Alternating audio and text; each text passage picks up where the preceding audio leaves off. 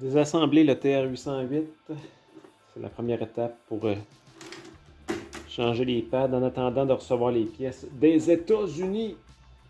Je vais commencer à désassembler le TR-808, ce bon vieux drum machine célèbre des années 80. Je crois que c'est de 80 à 83. C'était une machine qui pouvait se détailler à l'époque dans le coin de 11 à 1200 dollars américains. Il y a des artistes célèbres qui ont utilisé ça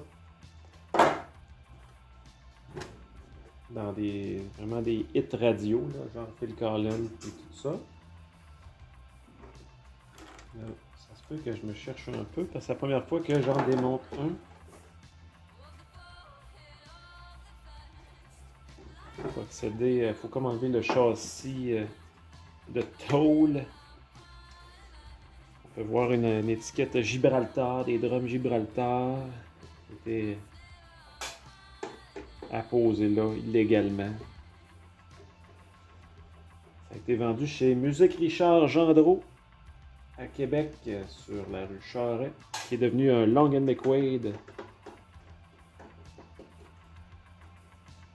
Généralement, cette pièce-là est en bon état. C'est sûr qu'il y a du vécu. Ça paraît qu'elle a été utilisée en masse. Il y a des boutons qui ont décoloré à cause de l'âge et de la façon que ça a été entreposé.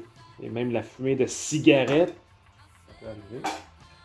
C'est pas super bon pour les composants de plastique.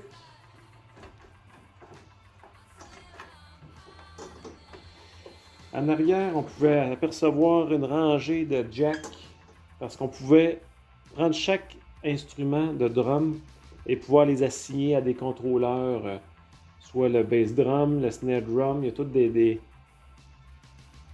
abréviations là, pour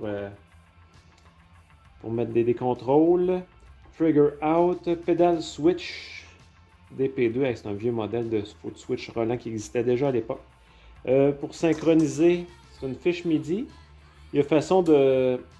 C'était pour brancher, je crois, c'était un vieux Juno, un vieux Roland Juno, un vieux clavier d'époque, là, puis un séquenceur. Fait qu'il y a façon de faire passer le signal avec le bouton, passer le signal dans un clavier, ou de le passer directement dans le output, qui sont en jack un quart, là, carrément ici. En stéréo. Non, c'est pas en stéréo, c'est un high et un low. Made in Japan. C'était le Golden Era de Roland. C'est dans ces mêmes années-là qu'ils ont inventé leur première pédale d'overdrive, la OD1, pour simuler même la distorsion, la DS1, qui a été vendue à des millions d'exemplaires par la suite. Mais pour les drum machines, ça-là, c'était un gros Christine modèle. Ils ont fait par après ça les modèles DR, qui étaient plus compacts. Encore plus programmable. Ça, c'est vraiment, là, ça prend vraiment le manuel. C'est pas si intuitif que ça, les contrôles, pour pouvoir le programmer. Mais il fallait bien qu'il commence à quelque part. C'est un vieux power supply. On va essayer de séparer ça, voir. Oh, ben là. Ça, c'est pas dangereux. Je peux pas l'accoter sur ma belle toile. Un beau Joseph Richard Veilleux. Une belle toile.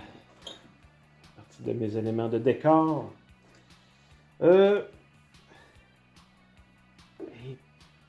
Wow. Les premiers circuits Roland, là, c'était vraiment là, du beau travail. Il y a même un circuit point-to-point qui est filé. Au lieu d'être un PCB montre comme ceux-là, ben vraiment, là, c'est les relais. Les fameux condensateurs qu'on voit partout, ceux-là, ils ont de l'air en bon état. Donc là, il faut que j'enlève carrément le board central pour pouvoir accéder aux pads qui sont sur le dessus. Je n'ai même pas regardé de vidéo quelconque là, pour démonter ça. Là. Je fais ça à la volée. On va débrancher les connecteurs. Dans un monde idéal, j'aimerais ça séparer le panneau du bas du panneau de dessus pour que je puisse travailler seulement avec le panneau de dessus pour accéder au pad.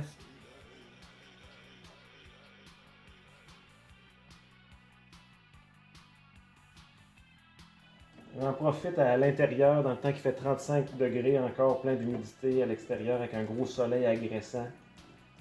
J'en profite là pour rester à l'intérieur. Pour me détendre et démonter un TR-808. Bon, ça a bien l'air que je pourrais pas séparer le top du panneau du bas parce qu'il y a des fils de soudé sur le bord, ça me tente pas de défaire ça.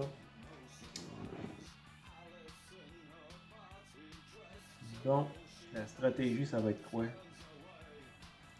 Je sens que ça va me faire chier. Les boutons sont situés juste à cette hauteur-là. Il faut vraiment que j'enlève tout ça. C'est de la merde.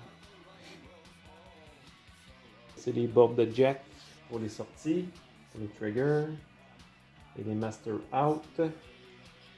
J'ai pas le choix d'enlever le panneau. J'ai pas le choix d'enlever le panneau avec la rangée de vis du haut. À savoir s'il va suivre. Parce qu'il faut enlever à la largeur parce que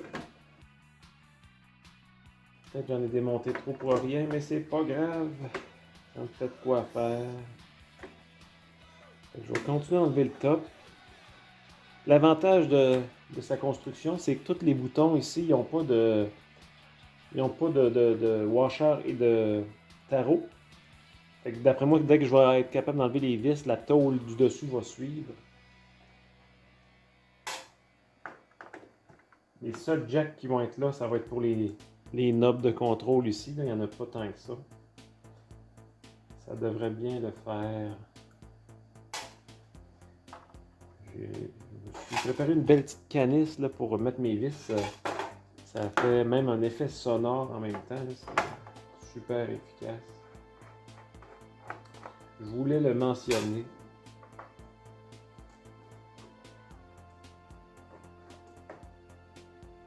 C'était une machine de ce que j'ai cru lire là.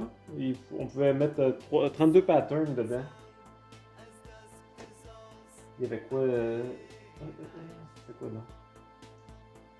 On pouvait enregistrer jusqu'à 768 mesures.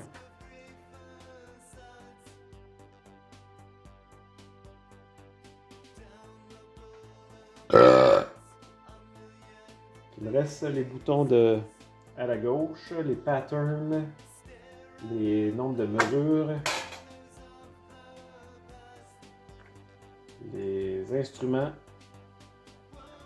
J'ai de la misère à enlever. Les boutons, ils ont comme courbé. Je dirais que la machine elle a eu chaud à un moment donné.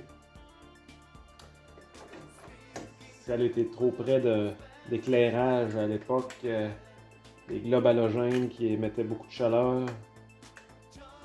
Ou s'il y avait du monde qui fumait trop proche, plein de substances, ben non.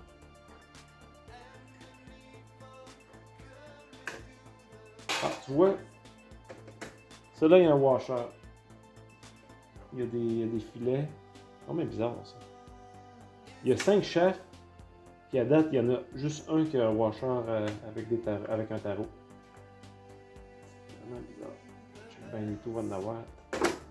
Même pas. Non, mais colon.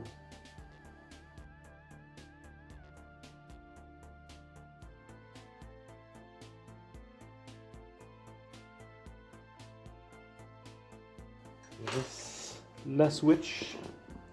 La Switch, j'en ai recommandé une pareil parce que le bouton était déformé. Il me semble en tout cas j'en ai commandé une. Ou c'était plus disponible en tout cas. J'ai commandé une coupe de gogos qui manquait, là, qui était disponible parce que c'est un fournisseur aux États là, qui défait des vieilles unités puis il vend les pièces séparées. Bon, là c'est même pas la même sorte de vis étoile. On va changer de bit.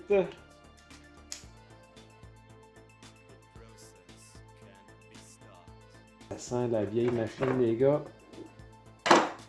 Ou les femmes. Toutes ces réponses.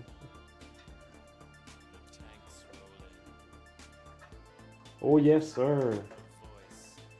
Bon.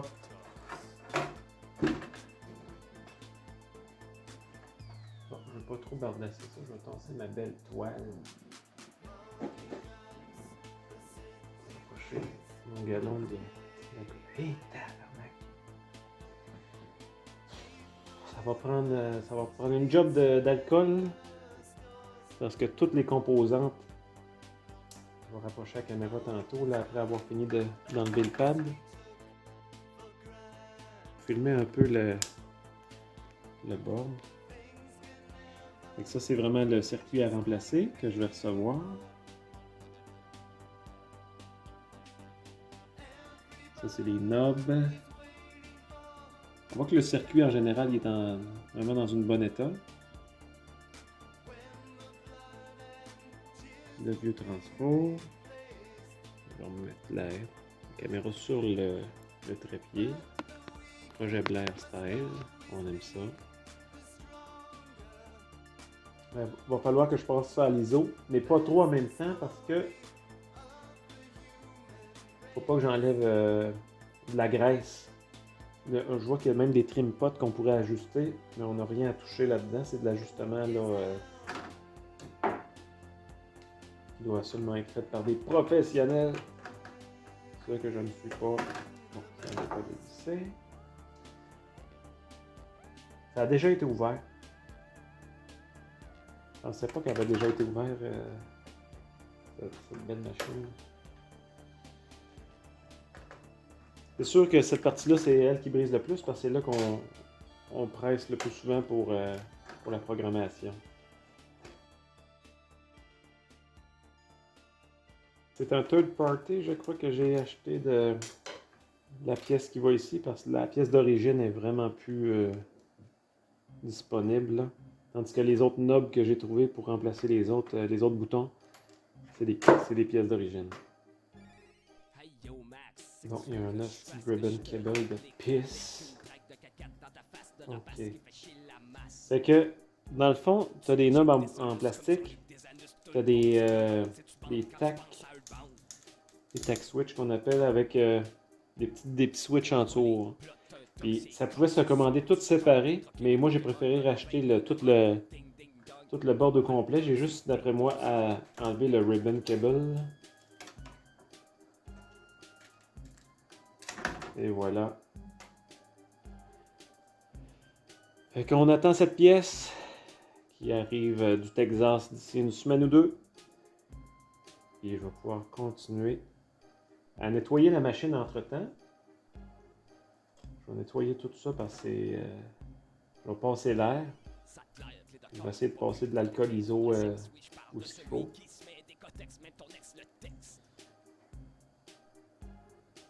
Les petits deep switch. Il marchait. Il y a des boutons qui marchaient à 80%. Mais on voit là, qu'il y en a qui commencent à. Les boutons plastiques étaient en train de l'arracher. La tac switch, c'est en plastique. Là. C'est fait pareil comme des. Ah ouais, on voit bien comme ça ici. Avec le bouton de plastique. C'est fait comme des boutons de clavier pour choisir des sons. Dans le fond, Roland, quand il y avait un brevet pour une pièce, là, il l'exploitait à fond dans toutes leurs machines, que ce soit les claviers ou les modules de son ou les pédales. Fait que je vais faire le nettoyage, je vais me préparer mon stuff. Et je vais faire un meilleur rot que ça parce que faut que ça soit honorable.